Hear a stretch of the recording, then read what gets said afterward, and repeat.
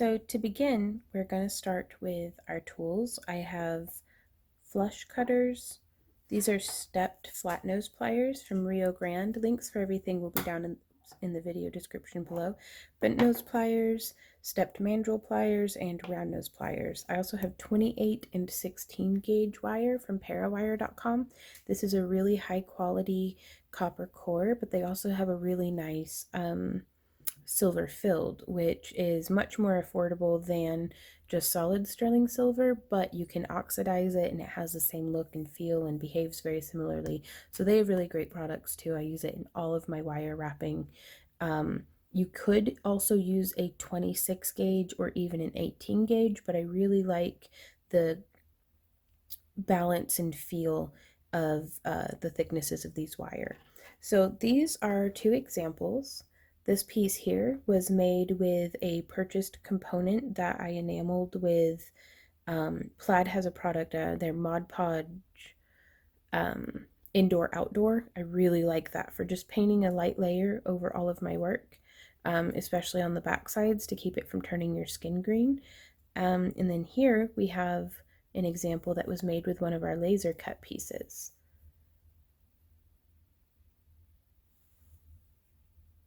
Sorry, I've shifted the camera a bit to try to catch a slightly better angle. But so we're going to be going over how to make this style of frame and bail on our pendants. We'll try really hard to not disturb the kitty who is taking up residence in my lap on a heated blanket. And then here, I'm going to show you super high tech because I can't figure out how to, well, I figured it out, but I hate video editing. So this is on my Instagram. I'm going to be showing you guys how to do this wire wrapped tree on the inside, both using, we could be using metal or like this example here, using one of our laser cut wooden frames to be able to get unique shapes and kind of again a contrast of texture and stuff. So I'm going to set this aside. Before I start rambling and everything, let's get 10 lengths, about 12 inches long, 10 to 12 inches long cut of our 28 gauge wire. And we're going to begin with, what did I do with it? Oh, and there goes the cat. She just sliding down my lap. I really like these welded steel rings that are enameled. That I think I got this one from Michaels, or you could make some of your own and just solder them out of copper or silver. But today I'm going to be using cat and dog fur is always free, one of our laser cut designs.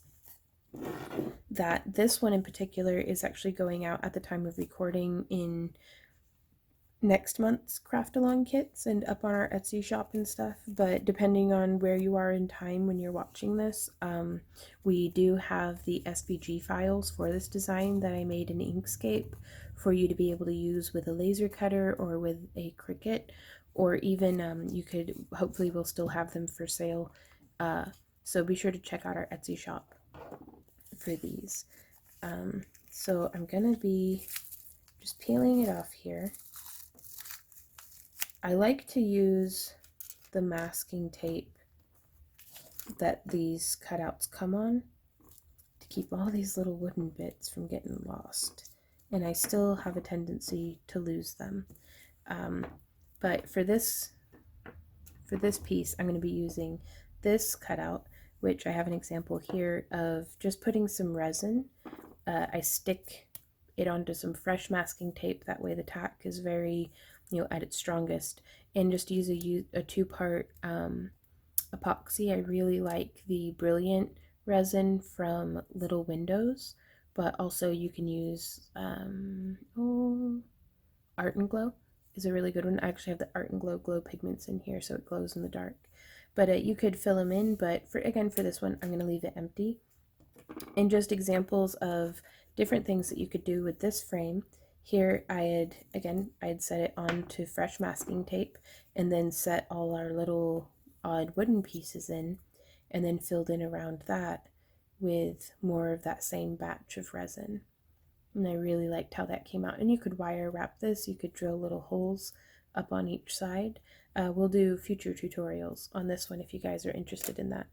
And then I've also made with the little wooden rings and stuff. Like the possibilities are endless, especially whenever you start incorporating a resin or polymer clay or different wire wrapping, or just I'm really excited to see what you guys come up with for these frames.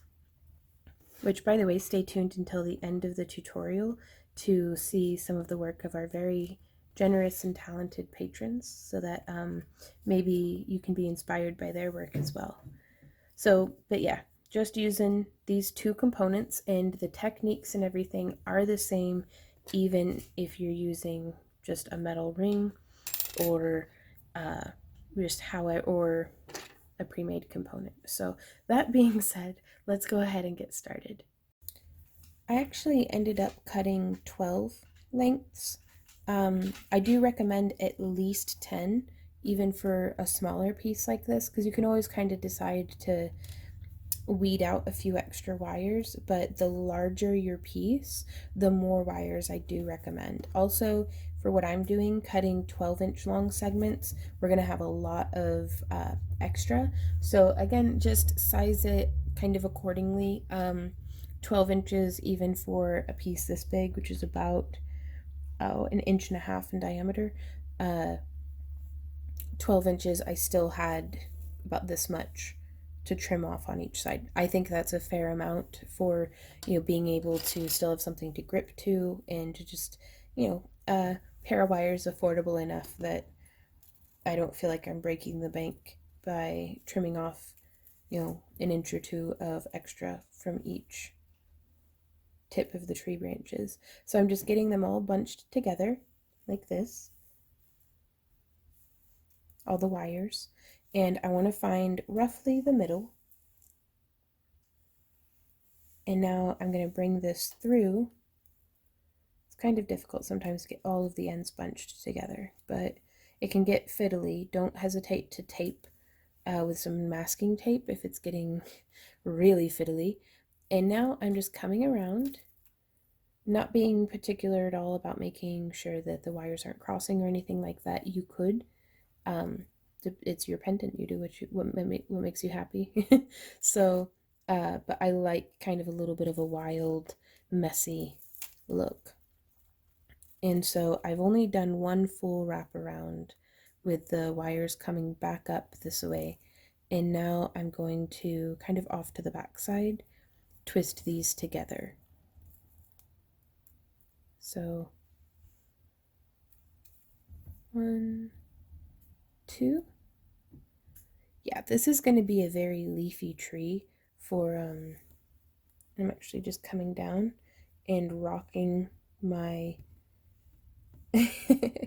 my roots to keep them flat to the side of the laser cut stuff. The nature of it is to be very squared off. You could come through and file it, and I don't have to worry about doing that at all whenever I use a wire piece, but I like to smush it kind of flat to the side. But yeah, this one's going to be very, very leafy, so I want to leave myself a good 2/3 of the space of my frame to do branch work. So we're going to start going, we did 12, so 12 folded in half is 24, and I'd like to do 5 branches would have been nice, but let's do 6, so then we can do 4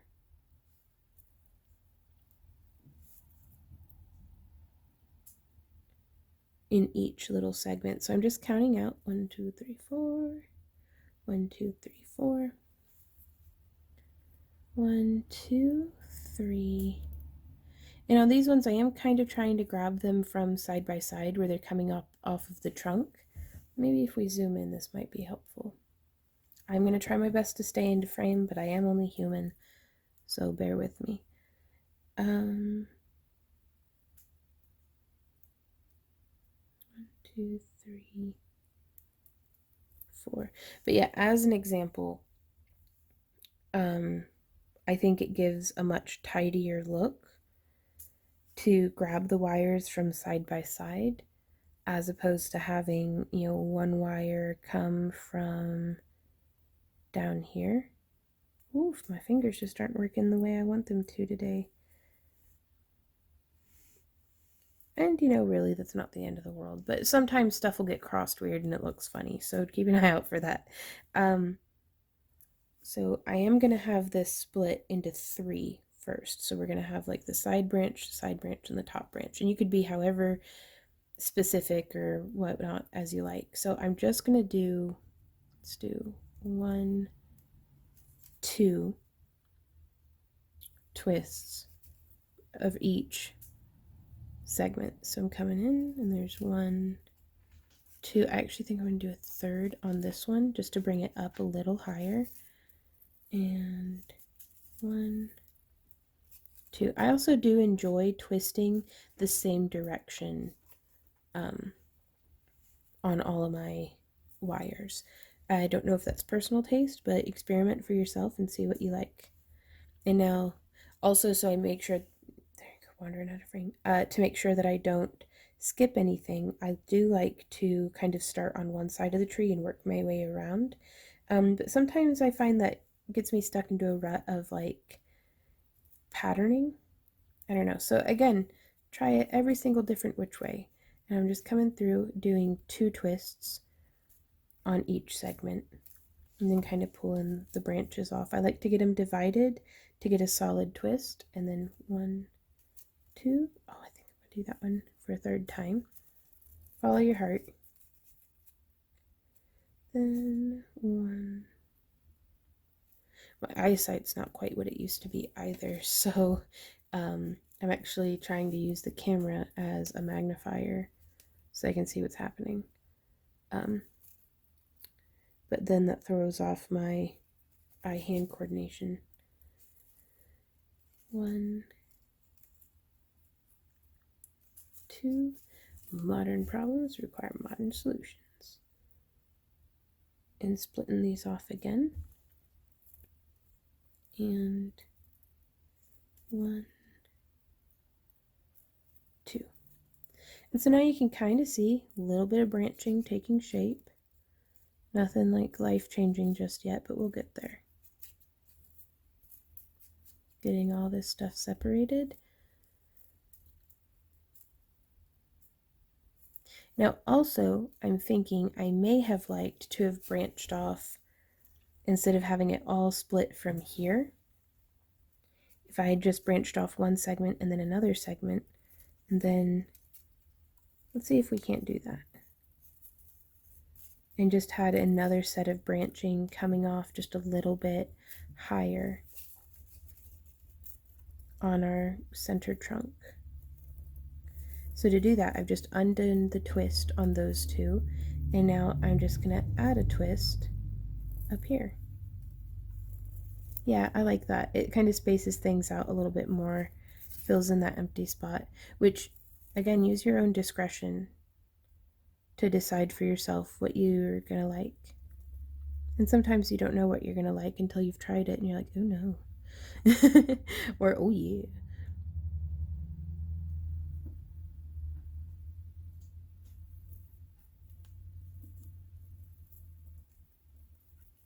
But yeah, I don't necessarily recommend doing this when you've first woken up and you haven't done anything to wake up your dexterity for the day, because I feel like I'm having a hard time grabbing all the wires. But that's just me. It's also cold hands in a cold house, so. Okay, so now I do enjoy weaving with the tree growing kind of on the front of my frame. It's very normal on the laser cut pieces that you'll get from us to have a little bit of patterning and stuff on the back and a little bit of burn shading on the front. We could avoid that by using masking tape, but I personally really like that effect. And I hate masking tape. So I don't like hate it, but it just, I hate having to peel it up off of everything. So yeah.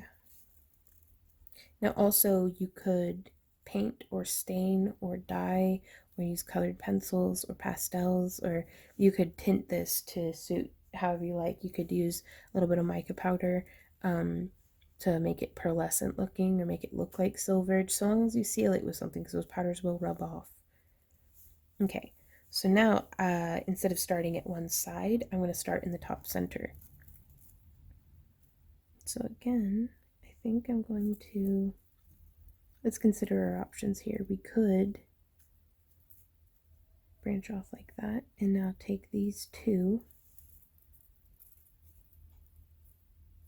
and 1, 2, get that nice and tight, and then I'm going to undo one of them. There we go.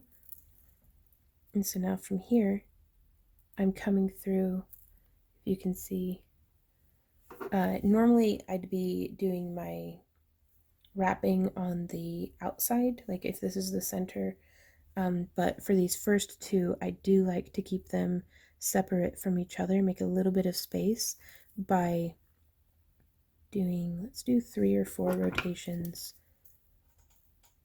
around our frame.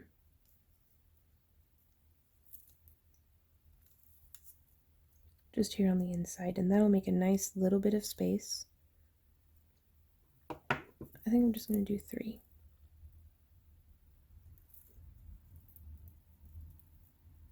Now, bend and around.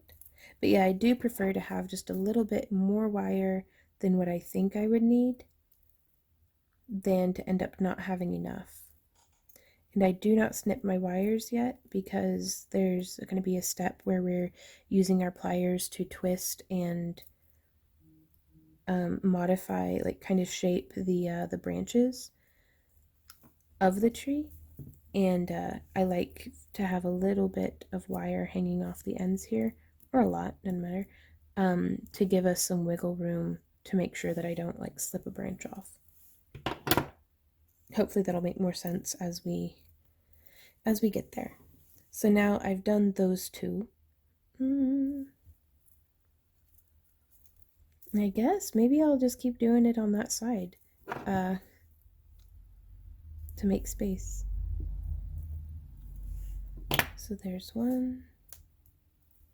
And we're just coming around, making sure that our wires don't get crossed in the process. And I'm pulling with quite a bit of force, but on some of our wooden frames, be a little gentle. It is an organic material. Some pieces might be stronger or weaker than others, but just listen to the wood and kind of feel, you'll feel in your hands if it's starting to get stressed or under too much tension.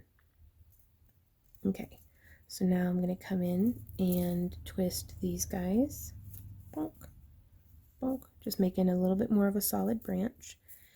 And from here, I'm going to start, you can see I've kind of got it lined up with the edge there. I'm going to start threading through on this side. And you could be however consistent or inconsistent or however you want to be, do that and see how that works out for you. Because again, this is just my way of doing things. This is just one of many ways that I do things, actually. I'm always trying something new and different, and even if it's something that I think's out of my comfort zone, or it's like, I really don't like that, I'll still try it anyways, just to, because you never know. Something that I really didn't enjoy 3 or 4 years ago as a crafter might be just what I need right now. So now I'm going to continue just doing this all the way around. This is the time, crafters, to pull up your Netflix, pull up your, whatever you're binge watching on YouTube or whatever streaming service, pull up something and let the time fly by as you get into the groove of this. I'll normally, whenever I'm in production mode, get a bunch of trees. I'll get like 10 trees started where I have the roots and the branching, and then I'll be to like this step, and then I'll sit down up in the living room and just do some wire wrapping, because all it takes is one pair of pliers in your hands, and it's just kind of getting that step done. And then before you know it, you'll have 10 trees all branched and ready to go. So I'm going to put this into a time lapse that I may or may not include in the video, because I feel like this is going to be a pretty long video, but sometimes these projects just take a while. and that's okay, and that's normal. It's I've said it before and I will keep saying it. I am not a 5-minute craft channel. This stuff just takes time, and I am a lollygagger who chit chats too much. So I'm gonna put it in a time lapse, and I'll see you all here when we get back.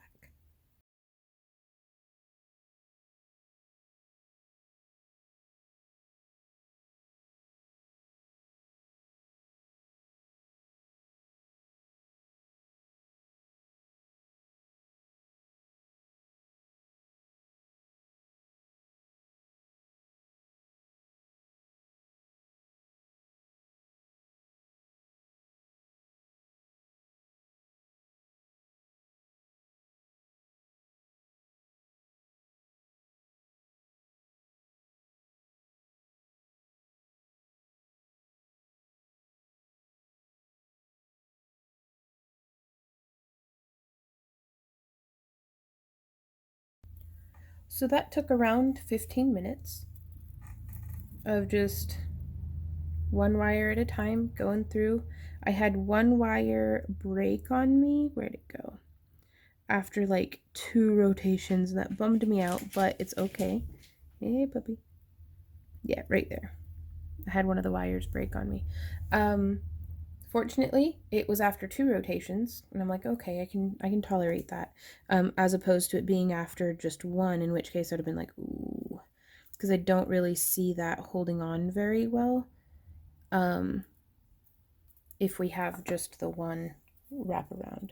So now the next step you would think would be trimming these, but before we do that, I'd like to come through with my round nose pliers, and I'm actually going to use my super petite tips. Both of these will be linked down below, but you can see the difference in tip size makes a big difference. Oh, there goes the kitty. I traded out one cat in my lap for another. And I like to start with the trunk. And so I'm just going to come in here and give it just some tweaks one way or another. You can make it however gnarled or straight as you like. I just like to add a little bit of character to it, especially at these branches that are further up to the tips, close to the frame. Unless you're doing a very specific tree species, I kind of just do whatever I feel like. But if you're doing like a birch or a maple or an oak or a yew, or you look into it, and some trees actually have very distinct forms. A Bradford pear tree would have all of the branches kind of coming up and out this way. They don't get a whole lot of horizontal branching. So give it a Google or go outside and be like, hey, I like this tree. I'm gonna make this tree. And just start crafting. But I do like to come in and focus just on one cluster of branches at a time. Just coming in, tweak, tweak, tweak. But yeah, the fine tipped nose, I just really like them for doing this.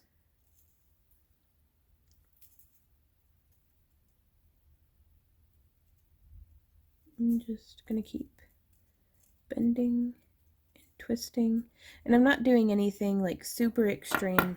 But again, you could add spirals, you could make the tree as realistic or as fantastical as you would like. So that's how that has come out.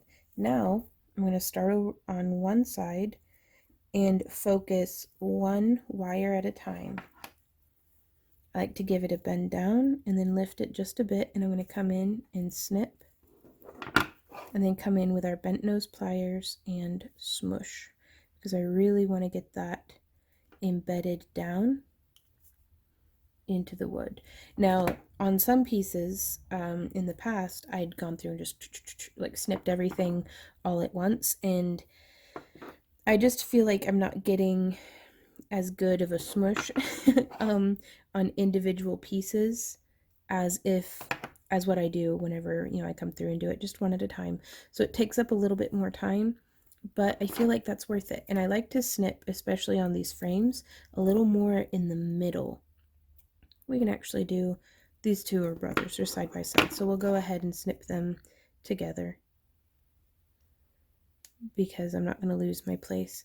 But I don't want any pokey bits coming around on the back side. Like this one actually ended up being just a little long, so I just lifted him back up.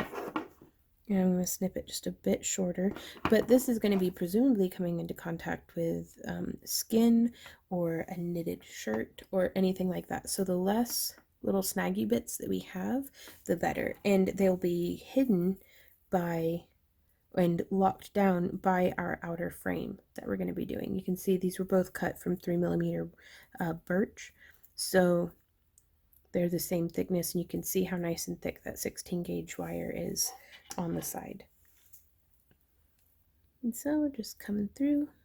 These two are just very comfortably side by side right next to each other, so I'm going to do them at the same time. Snip, set the wire down, and try without losing your place to just give it a good smush. And we'll do this again over here. So you don't have to, I do recommend starting off one at a time, but as soon as you're comfortable with that, I think 2 by 2 is perfectly fine whenever they're right next to each other.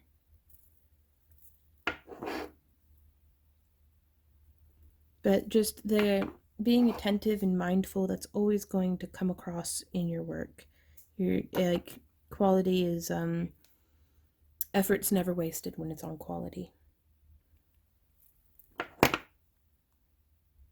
Because it's those kinds of things, especially if you're new or, you know, just struggling through some things as we do as artists and artisans. The attention to detail, even if nobody else ever sees it, you see it and you were there for it. And it's going to build from within a, I hesitate to say pride because pride can have such negative connotations, but a healthy pride in your work, a very realistic, no, yeah, I did that. I did my best. And just a solid confidence. Oop, slipped. Which confidence can breed arrogance, but you know, I think we can try our best to be self-aware and always double triple check your work.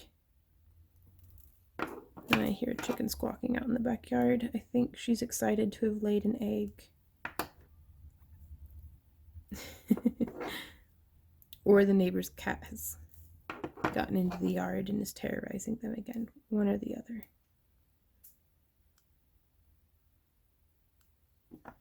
We're just going to keep going around. But yeah, if ever I start to feel like I'm getting a chip on my shoulder or being a little too proud of my work, I just get on Instagram and look at how amazing everybody else's work is, and I'm like, oh yeah, I have so much more to learn and to do and to experiment and to refine. And you know, and I get inspired too. Like I feel like I'm more creative whenever I'm being humble and, you know, almost more critical of my work. Like I don't know, there's a fine line of balance between just the criticism and self-loathing of this wasn't good enough and I need to do better, and the inspiration of, wow, that's amazing, I want to do that. So it's, I don't know, and it's different for everyone too. So I'm just going to keep going around, snip and smush. And there we are. But it's the best tip that I can give is if you're being critical of your work, like if you feel like, if I sit here and look at this and I'm like, this isn't good enough, I'm like, okay, why? You know, it's holding together. It didn't fall when, you know, it didn't break whenever I dropped it. It fell. Hopefully it'll fall if gravity stops working. I think we're going to have bigger problems than whether or not I'm happy with my work. But to refine it, it's like, I don't like how the outside edge here isn't as meticulously perfect as I would have liked, because some things are smushed and some things are not. So it's like, okay, well, let's work on that then. Like, pinpoint what it is, write it down even, if that's helpful to you, because sometimes the same 3 things can just grind a rut into your mind. You know, they're going round and round until they've ground themselves in. And then if you write them down and then address them individually, it's like, well, what didn't I like about it? Well, it's not symmetrical enough. It's like, okay, well, now we have that thing that we can address and refine, or take it as a moment or an opportunity to embrace. Maybe this piece just won't be symmetrical, and that's okay. You know, it's one of hopefully thousands of pieces that you'll be making. So make it and then set it free. But yeah, so I'm just taking this and giving it a good little smush roll on the table, and that's fixing up that irregularity for me. Always double, triple check to make sure the smushed bits stay smushed. And there we have our little tree. I actually really like that. Now we could stop here. We could put a ring and a bail on it, but I want to be a little extra today. So let's see how this fits. Still is fitting pretty nicely into our crescent moon. Like how we have. I'm gonna have a sip of tea. Oh, that's good stuff. Okay, perfect drinking temperature. And all these little bits of scrap here, I actually save because I'm a hoarder, and knowing is half the battle. But I'm just going to crunch all these up into, you could use them as binding wire to hold other pieces in place. I actually am saving up all of my even enameled copper to smelt down into ingots to use in my electroforming setup. So that's why I save all of these. It's because, and whenever I finally get enough and finally get a crucible and kind of get brave enough to try that, I will be doing a video showing how I melt down and reclaim the copper from my wire wrapping. So now we're coming through with the 16 gauge. Let's zoom back out for a minute. And I'm going to pull off, 14 inches, and I'm going to cut 2 lengths of this. Also, pro tip, if you want to be able to get some really cool effects, like with the sterling silver and stuff, I would, for this piece, I would recommend, but you want to keep the price down, use the 26 or 28 gauge in fine or sterling silver, and then use a silver filled, or even like this is silver plated copper that's then been tinted, because so much of this right here is going to be covered that it's more of a structural component. So I feel like it's not necessarily cutting corners. I feel like it's, you know, I try to always be transparent whenever I post this piece up for sale. I will, you know, I won't say, oh, it's made from pure silver. You know, I'd be like, if I were using sterling for the finer details, I'd say, you know, it's a hybrid piece between, you know, enameled copper and silver filled, or silver filled and sterling. Just to keeping your customers informed, I feel like, is the important part. But I think an informed customer who is able to get a piece for half as much is going to be much happier than, you know, somebody who's like, why was this so inexpensive? Like, you know. So just, yeah. No, I'm going to be pulling, there it is, 28 gauge wire. And I'm going to be pulling off 2 full arm spans. Now about 5'4", so let's say 10 feet of wire. And I'm giving it a snip. Oh, there's a kitty here to play with my wire. Ember loves playing with wire. So, oops, and I'm going to rack into the tripod and do a full arm span. Real life wire wrapping problems. I'm actually actively antagonizing her now. But this is, if this isn't a testament to how well the Parawire holds up, it's even cat proof, you guys. It's even cat proof. So I've found the center of my wire and saved it from the cat. And now we have our 2 lengths of 16 gauge wire, both cut to around 14 inches. And I'm going to come in here and just do 1, 2, 3, 4, 5, 6, 7, 8, 9, 10. Now, that's 10 coils around the core. On each of these, I did 5 or 6 coils in between, and it got like I like that regular spacing. So yeah, I really liked that. But on this one, I went a little bit wider of a spacing, which is why I went with the 10 repetitions. And so now I'm going to pull this down towards to where we're in the middle of our wire. And then I'm going to bring this in and do 2 rotations around both. So there's 1, oops, sorry, I didn't mean to bump the tripod, and 2 rotations around both. And then I'm going to do 10 rotations around the 1. So there's 1, 2, 3, 4. I'm actually going to stop at the 4 because I'll show you. You can see on these guys here, I was doing 6 rotations in between each. So on the ones where I wrap around both, and then I did 2 rotations around one, 2 rotations around the focal point as well as the wire, 2 rotations around just the wire, and then 2 rotations around both. And then I resumed our normal patterning until it got to a connection point again. Same thing kind of over here on this one, though on this one I kind of just spliced in where I could. And so modify how you're doing your connections based on what your centerpiece is, but my best tip is to just be consistent about it. Like this one, you can see I had started with them being, 5 repetitions, so 2 around both, 5 around one, 2 around both, 2 around one, 1 around the whole center point, then 2, then 2, then 5, 2, 5, 2. Kind of just, so as long as you're consistent and be like, oh yeah, I meant to do that, it really helps the piece to be a little bit more congruous. Just, and people aren't going to see it and be like, wow, that's just a Mod Podge of whatever you felt like doing, unless that's what you wanted, was a Mod Podge of whatever you felt like doing, in which case do that. So I'm going to come in. Now also on this piece, I pre-shaped the wires to be round, and on this one, I kind of bent them down and in as we went, and I think I preferred them being pre-shaped. So let me see if I can't find something round.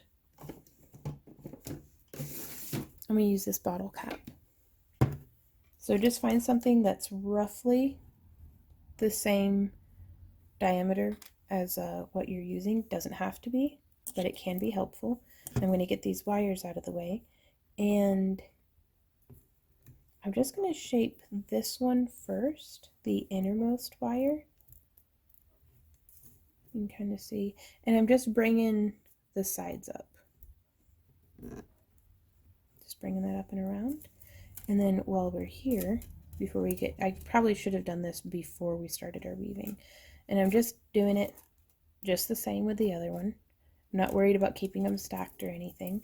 And now we can set that off to the side. But it got that initial curve going.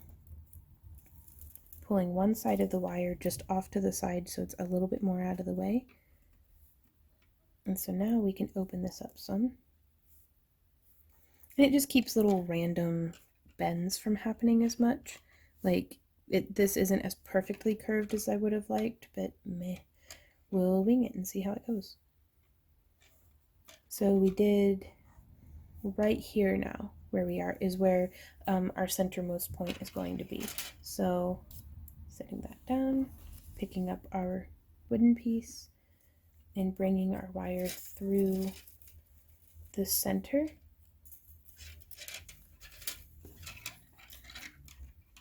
And then we're coming up. You can see that's hugging pretty well. You can actually open this up just a little bit more.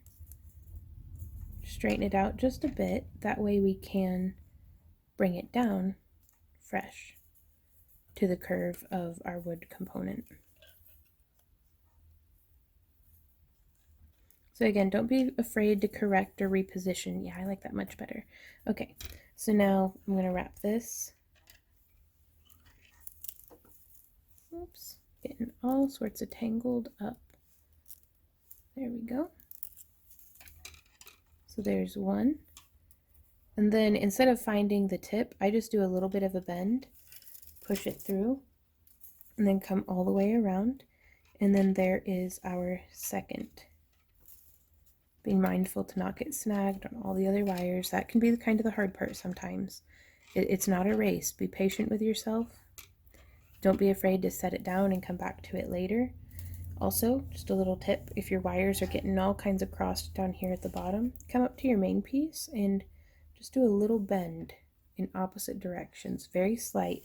But now look at how much space that gave me between the wires that I'm weaving around and the ones that I can just ignore for now. So do yourself as many little favors like that as you can to make your life a little easier.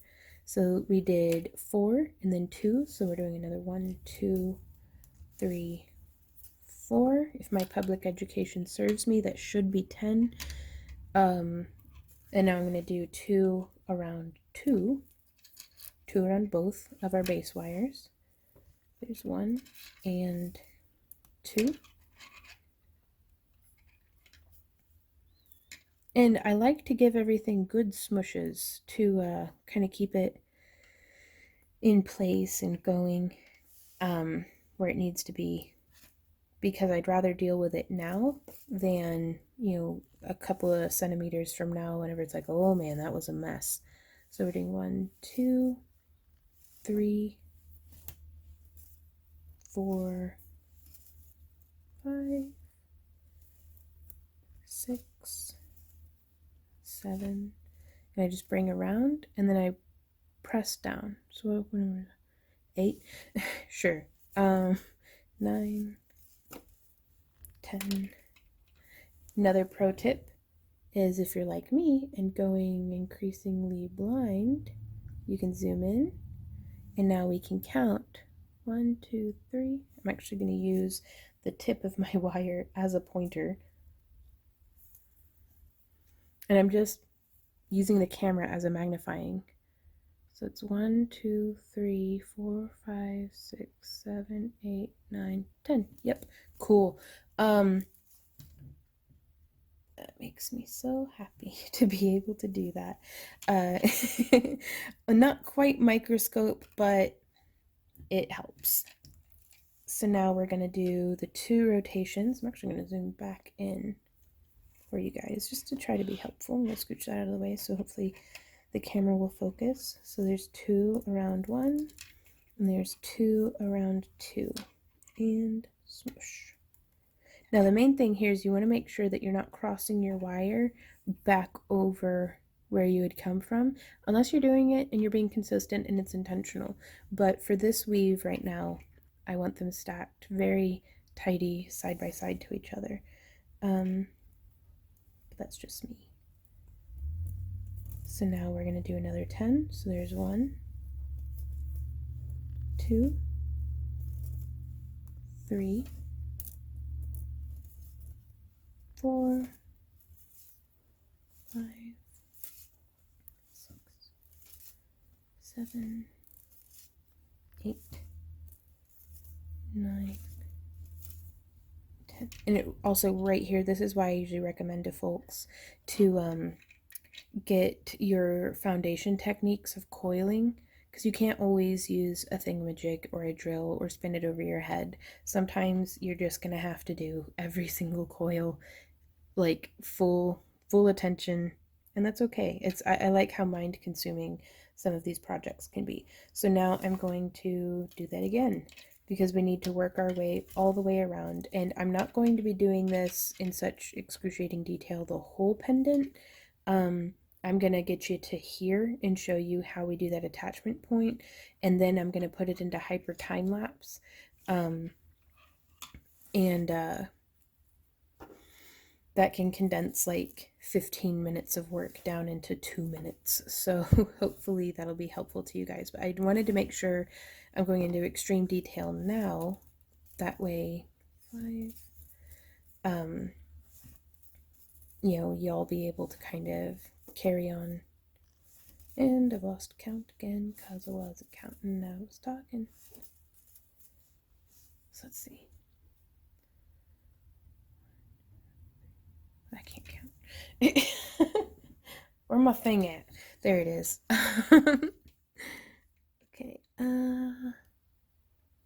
1, 2, 3, 4, 5, 6, 7, 8. That's either 10 or 11. I'm gonna zoom in. There we go.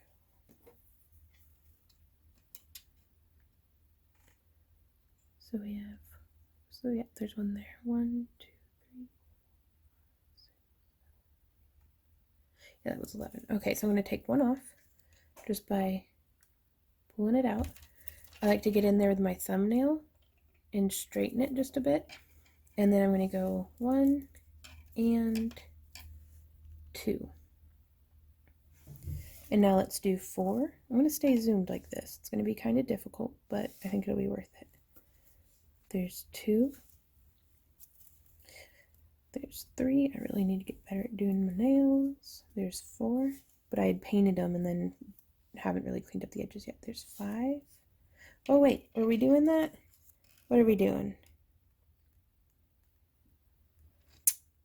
Because you can see there, if we do 10, they're that far apart, so it's going to be like right there.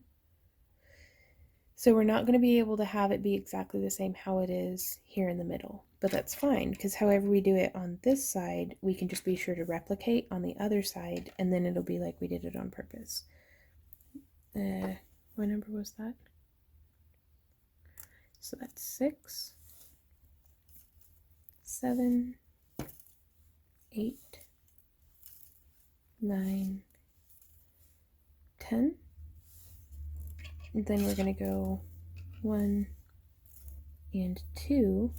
And let's see, because if we smush this well enough, we may be able to, yeah, we can do it like how we did on the other one. Just getting all of that nice and condensed. Okay, so now we're going 1, 2, 3, 4. And now I'm just going to do a little bend and push through. Oops, back into the tripod. Grab it and just pull on through. I like doing that because it helps get it, like, I don't kink my wire as much when I do that. And then I'm going to go, there's once. Doing just that little bit of a bend on my fingernail, like my fingertip. Just enough to feed it through, and then grab and pull through. So there's 2. And so now we'll do 4 more rotations around just the one. So there's 1, 2, 3, and 4. And then 2 around both. Ouch. Sorry, I don't mean to keep it in the tripod. 1, 2. And so now we will repeat this same structuring concept up to about here, actually probably in line with the point of the crescent on both sides. And I'm going to do that in time lapse. I'm going to try my best to get good angles and stuff. And if you guys have any questions or anything, be sure to leave those down in the comments and I'll get back to you. Also, we can help you out in our Discord as well as on Patreon. If you're one of our supporters or followers over there, I can post behind the scenes, like specific like footage and stuff over there as well. So be sure to check that out. Let's get a fresh cup of tea and let's get to weaving.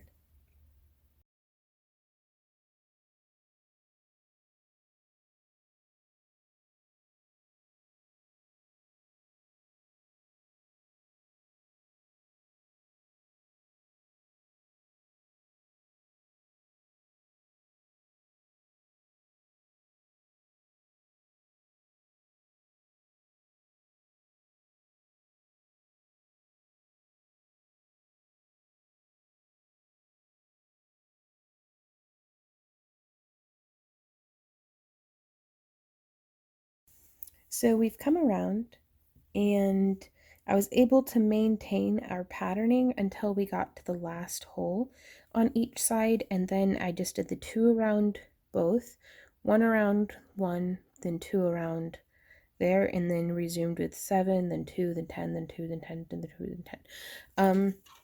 And now you could very easily just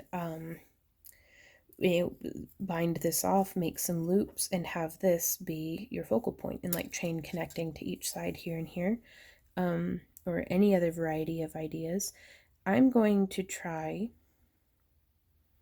to have this tree just floating a little bit. Let's come in. I actually have a little canister that's roughly the same size. You could also use a ring mandrel, but I'm gonna hold it right here and try to shape these guys around so that they're gonna fit against our component. And that looks pretty weird. I don't know if that's gonna work out. Yeah, that's way too far bent around. It sounds like the neighbors are building something. I don't know if the camera's gonna pick up on that noise. There's a circular saw going in the background. So if you hear something weird, that's what that is. So I've reshaped. And I just want to join, like, just like how this is attached along the bottom, I want our tree to be attached at the top with some nice like negative space in between there. So it looks like I'm going to bend this off to the side just to keep it out of the way. Smush. Do 2 rotations around both. Like I'm going to do one more pattern repetition. So that's 2 around both and then 10. So let's see, about 1, 2, 3, 4, 5, 6, 7, 8, 9, and 10. Give it a smush. Place test.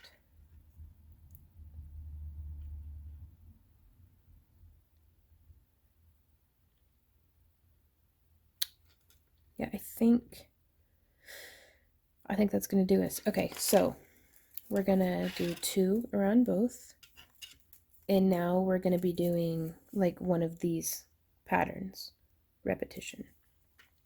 So we're going to go 1, whoops, 2, super durable, 3, 4. And now we get to very carefully decide where this is going to string through the branches.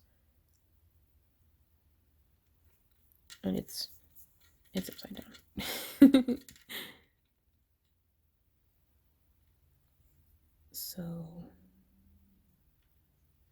because I do want to keep everything all centered. So before we do that, I'm going to actually just here on the other side, get it up to speed.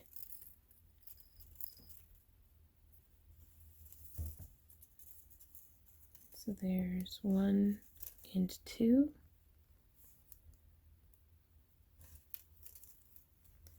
1, 2, 3, 4, 5, 6, 7, 8, 9, and 10. Give it a smush. 2 around both. And then 1, 2, 3, 4. So now we can compare that symmetry. I'm actually getting our wire brought around as though we were feeding it from the front, getting everything kind of nice and flat. So it looks like here and here. So I'm going to start on this side. And I'm just going to feed through almost loosely, just 1 rotation, enough that if it is not correctly positioned, it's very easy for us to just get in there and change it.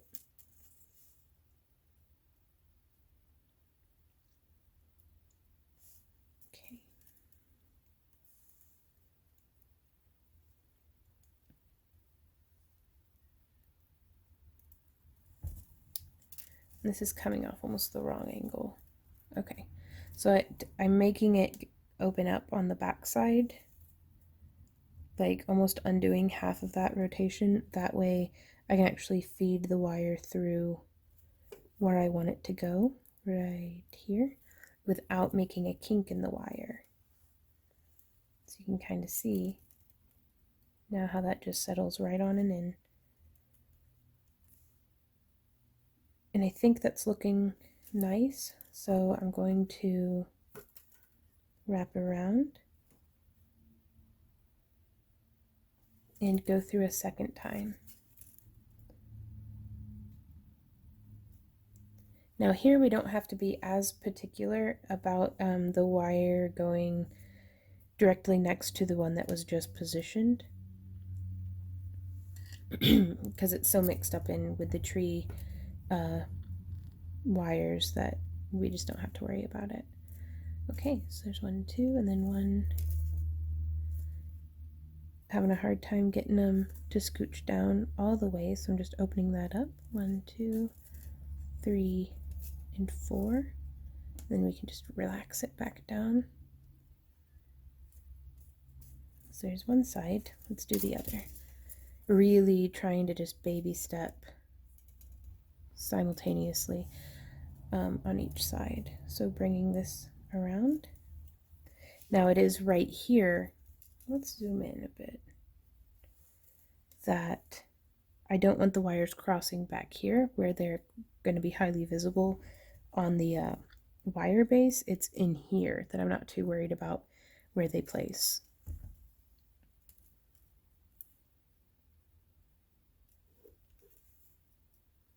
Now I do like to see them nestle down next to each other.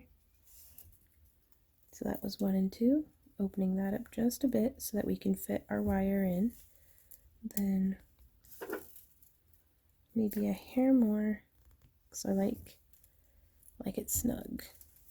2, 3, 4. Cool beans. And now right now this tree has way too much wibble wobble.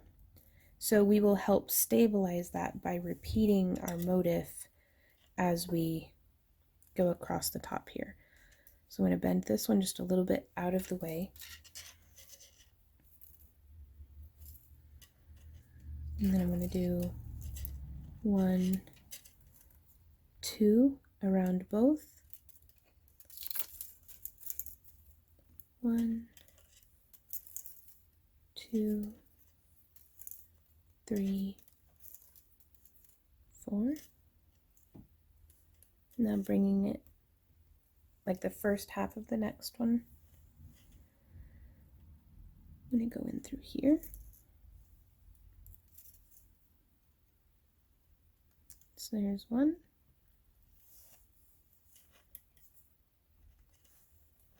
Bringing it around, coming through again.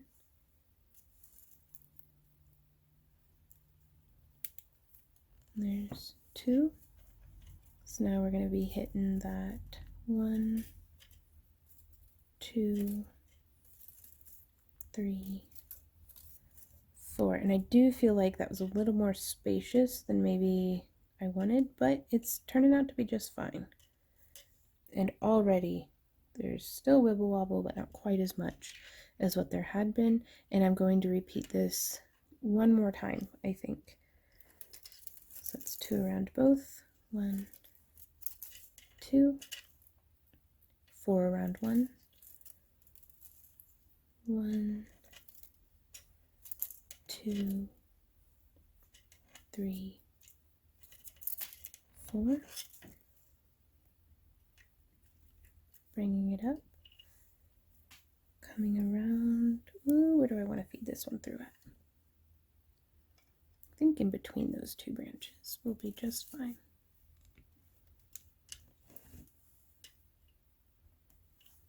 And coming on up and through, feeding through there. Feeding up and through. Yeah, okay. So we're going to go 1, 2, 3, 4, smush, then 1, 2. And we're going to leave this right here until we've come around through to the other side. And then from there, whether you're doing this style or whether you're doing something like this, the bail is the same, like kind of the same formula. So I'm just coming around.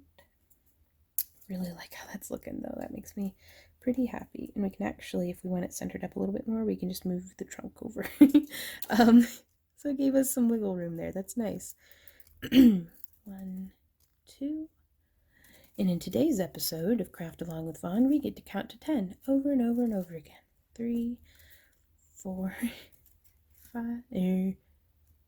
How many ways can we mess up counting to 10? Stay tuned to find out. Okay, so we're coming through, making sure we're not snagging any other wires. Come through, feeding up through the back.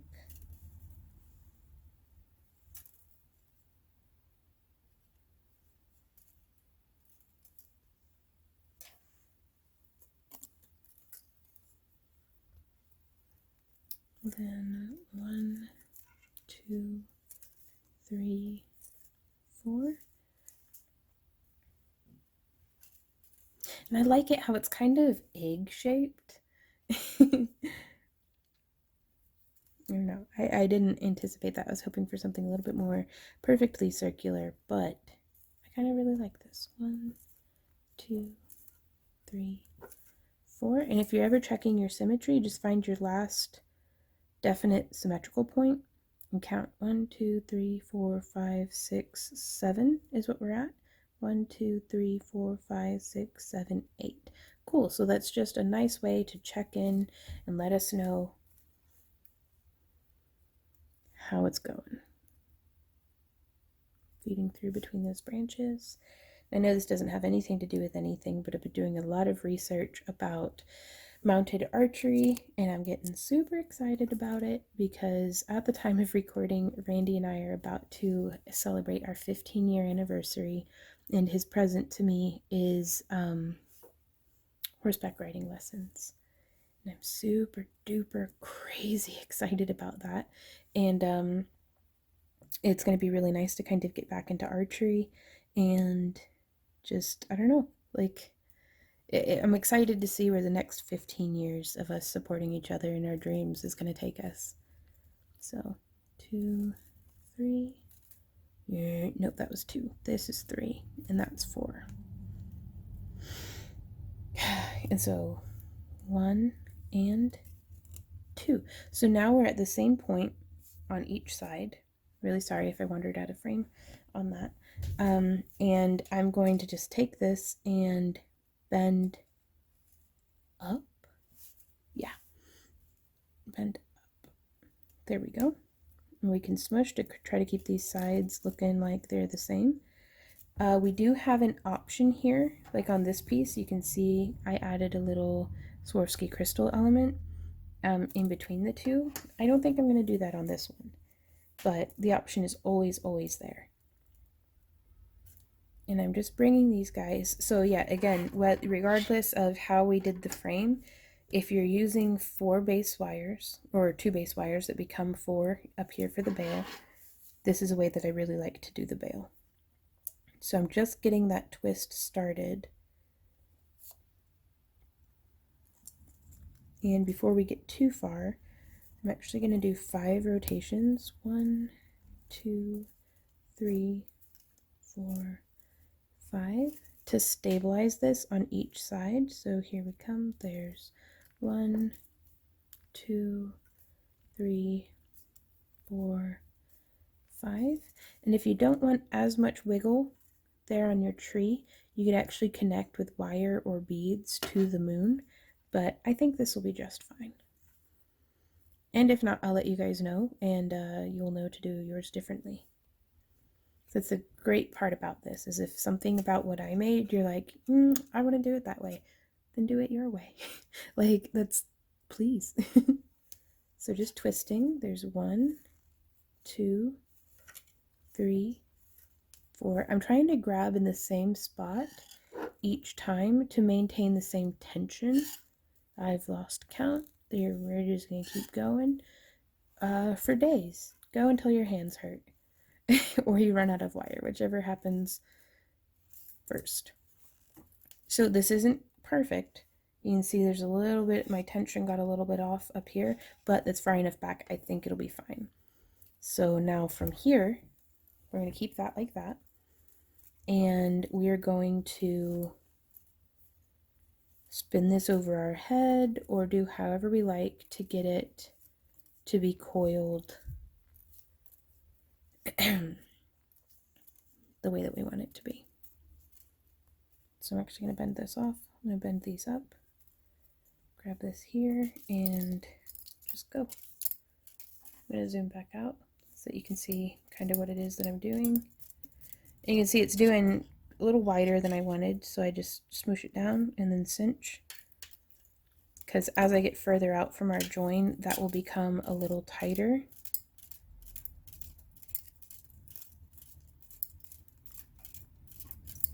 And so this becomes a little bit of a handheld coiling gizmo.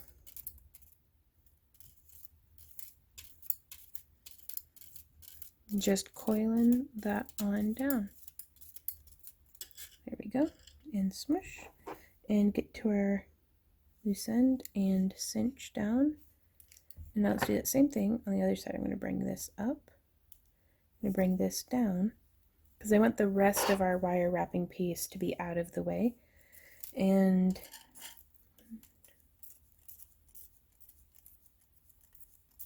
just doing a few to try to get it. There we go. And keep spinning.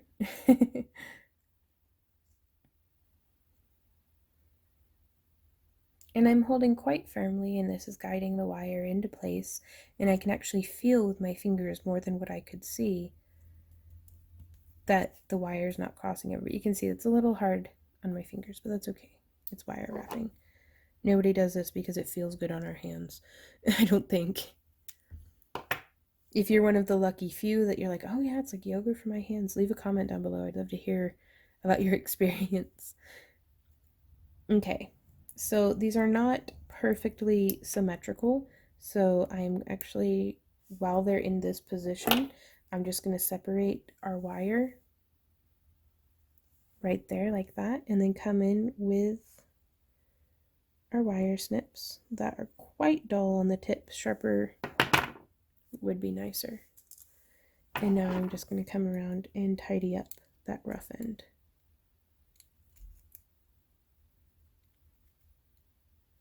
There we go. So now those are roughly the same size. And we can use our stepped pliers, or we could use a mechanical pencil, or just whatever we have on hand. A knitting needle would work fantastically. And I'm going to start with this centerpiece. I have it a little bent forward, which I like. And I'm just bending that around our pen or pencil. And I'm going to come in and snip right there. Put that into our scrap bin. Miss twice and give up. And now I'm going to grab with my round nose pliers, kind of close to the tip. I am just going to grab and fold this around, because I do not want those pointy bits coming into contact with our skin or snagging anything, but we can kind of hide them up inside the bail like this. And this is a heavy enough gauge that we're not going to have to worry about our necklace coming unbent. You could file those down if you were worried about it. I am not. But again, if this isn't secure enough for you, solder it, wire wrap it, do, something else. You could also use some of the 26 or 28 gauge wire to do a little bit of a join right there. But I've found that, you're really going to have to tug on that to get this ring part to open up. And so now from here, I'm going to bend forward and forward. And if you want the mandrel to be, or the bail to be like this, you would use the same thickness mandrel all the way through. If you want it to be like this, you can use a large mandrel for, like, let's say a 10 millimeter for the twisted part, and then an 8 millimeter for on the sides. So to do that, I actually like to use the tip of my mechanical pencil to come around. And on these ones, I just snipped and then tucked the end. I realize a lot of folks might not be pleased with that. So an alternative would be, if you don't have a gem in the center, to come on through this middle right here. And then we can just bring that on down. And then with our mandrel still in place, I like to bend this up and around off to the side. And that way it's very secure. Now we're going to come around. You can see this is kind of hard on your mechanical pencil, so a knitting needle might actually be a little better, or the end of a paintbrush. Though I like to stay consistent. So we could also just find out, this looks like a 6 millimeter. Yeah, would fit. So I'm just going to come around on here with the 6 millimeter section of my bail pliers and just use that to come around. So also I'm going to remove my pliers so that I can get a clear shot of through right there, and then put my pliers back in, and then grip with these pliers and just start tugging. Just pull it on through.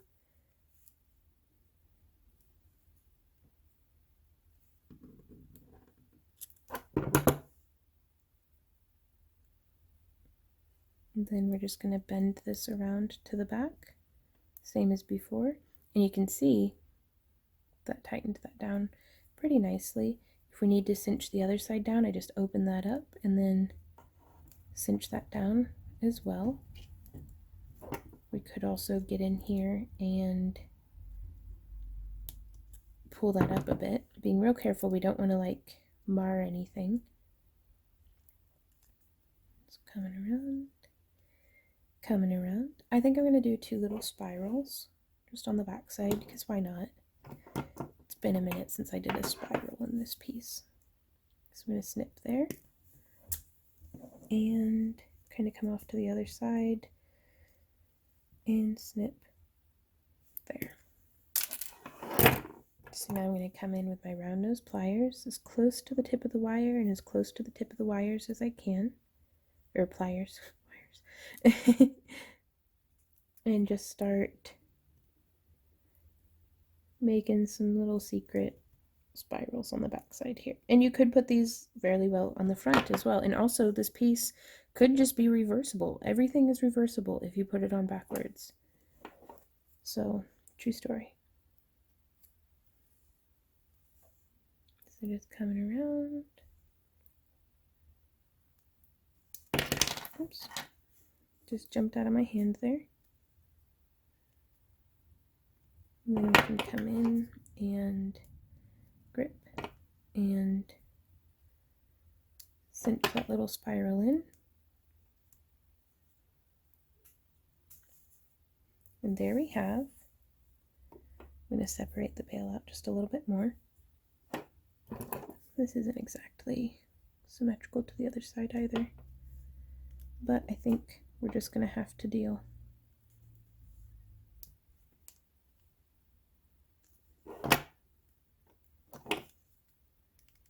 So I'm just getting in here and kind of